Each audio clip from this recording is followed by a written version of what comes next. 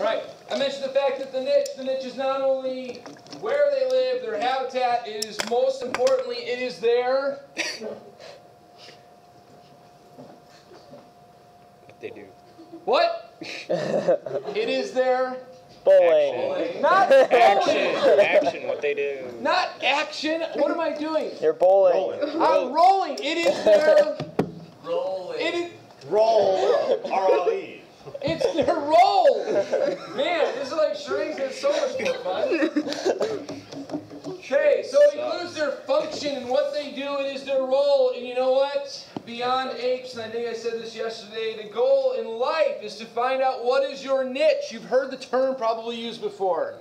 Okay, my niche is to be the coolest teacher ever. Haven't quite found it yet, but I'm working on it. You're going to be finding your niche, and that's what an organism has, is its niche. And yesterday we talked about all these nuances of the abiotic factors and the biotic factors, and here's where I get pretty fired up. All set? All set. Awesome. When you talk about something like a single bird, Okay. and you know what? People would be like, well, that bird's going to go extinct. Well, who cares? Well, that bird feeds off of something, and without the bird there, that population of that other thing is going to explode, and then that's going to affect everything else and the resources that it uses. I don't think it was in this class, although you guys were pretty bright yesterday. Somebody said, well, yeah, do mosquitoes have a niche?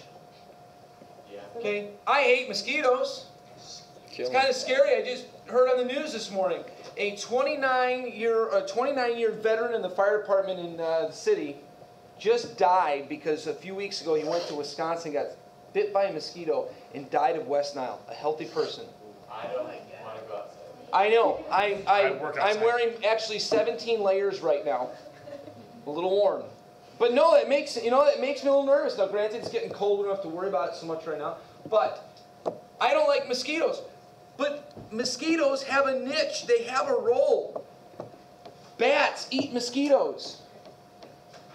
Birds, barn swallows eat hundreds and hundreds of mosquitoes every night. And so suddenly you're going to get this trickle effect to all other areas of the food chain and the food web if you don't have those mosquitoes. They have a niche. And it's not just to be food. Mosquitoes also transfer, unfortunately, they're the vector of diseases. And that plays a role in keeping different populations in check. Everything has a niche. They have a purpose. They have a role. Okay, so if we were to define the niche, the types and amount of resource that are used. Okay, what are they eating? What are they needing for their home? What, they need water to live in, and so all those types of things. What are the things that it needs? And the interactions with the biotic and the abiotic factors, and that's kind of been a recurring thing. You look nice today, very sharp. What are you all dressed up for? Just to do it? I like the way you roll. Me too. He doesn't. So all of those things play a role in this definition of what is a niche. Okay? Now let's continue. This is something that's important. Take a look at that nasty cockroach. Ooh. There is a reason these two pictures are up there. I'm going to define two types of species. And this was not in your IRG. Some of the stuff is reviewed. This is new. This you need to know. There are two types of species. There is a generalist species and a specialist species. And to be quite honest with you, most of you are intelligent enough to kind of get that just from the word.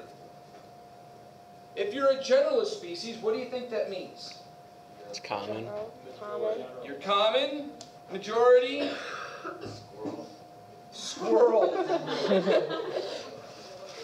Human. There are a ton of squirrels. Why would you call a squirrel a generalist species? It's a common animal. Would humans be a general species? Oh, this is good. Close to being extinct. They're not close to being extinct. And now so they live in different environments. Okay? The reason why things are common is because they have the ability to use a lot of different types of resources. They can live in different areas. And you're right, there's not a risk of them going extinct. Actually, I am more than thrilled with that interaction right there. You guys are very smart. I wasn't even here yesterday. So quiet. That's why a cockroach in that person's hand, which is thoroughly disgusting, That's why I put cockroach as an example of what a generalist species is. A generalist species live in a broad amount of niches. They can fill all sorts of roles. They're not exclusive to certain, they don't need a certain food in a certain temperature and a certain salinity and a certain pH. In fact, you can find cockroaches everywhere. Yep. I love them. They're so tasty. Really? No, I would not eat them, but people do eat them just as people eat grubs. Okay? Those people Okay. are less fortunate. Other things that would be considered generalist species, mice. Mice live everywhere. I think I've shared the story about the mouse in my oven. No. Okay.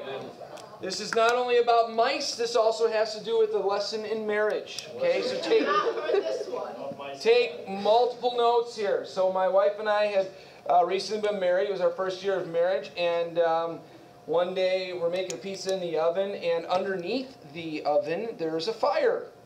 So like below the rack, fire starts, it's on fire, and I'm like, oh my goodness, open it up, turn off the oven. And I'm pretty handy with stuff, so once it cools off, I undo the screws, I lift up the panel, and there's dog food in my oven by the burners. And I turn to my wife, and I'm, the engineer in me, I'm like, how did dog food get in there?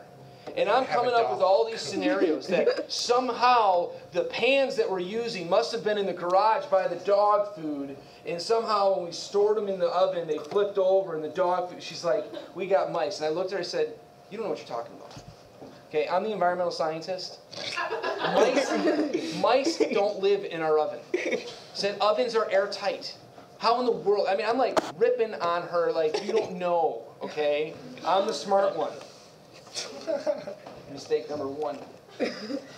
So I clean it all up, put everything back together. Week and a half later, the oven starts on fire again.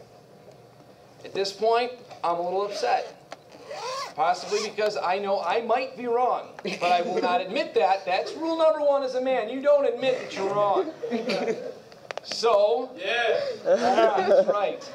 So, at the same time, so then I go ahead, I clean up, there's dog food in there again. I'm like, man, how is this happening? She's like, I'm telling you it's mice. I go, it's not mice. I'm going to call Orkin right now and I'm going to prove you wrong. I was smart. I went and hid in the bathroom and called. And I said to the lady, I said, you know what? We've got dog food that keeps catching on fire in our oven. Before I finish, she goes, oh, you got mice. She's like, yeah, mice can get into a dime-sized hole and squeeze their body, and they love to be in the warmth. That's why you also find them living in people's motors of their cars. When my car sat in my garage one summer when I went to Colorado on a grad school trip, I came back, and it kept stinking. It's like, why is it reeking here? I'm like blaming my kids. You spilled milk in the back seat. No, it turns out when I got my air filter, there was a nest. Nothing was in it but from the mice. Mice are generalist species that can live anywhere. 3 years ago, 4 years ago, this school was infested with them. I'd sit at my desk and I'd see them rolling around. I caught one in physics. Our apes class actually brought it and put it in the dumpster. Right. Who got with the bucket? No, I put mine in a tank actually. It was probably one of those tanks, yes. At my house, we had all this candy sitting out, candy bowls and coffee tables and stuff. And one day we were cleaning out our couch, and underneath the couch cushions, there's just a pile of wrappers and stuff, and mice taking them there and taking them into the couch. So we had mice in our couch. That's gross. Kind of gross. Yeah, in the couch is a little gross. Yeah, it happens. We got rid of the couch. When I lived in Schaumburg, our cat used to catch them in the house and bring them right to the bottom of the stairs when I'd wake up in the morning.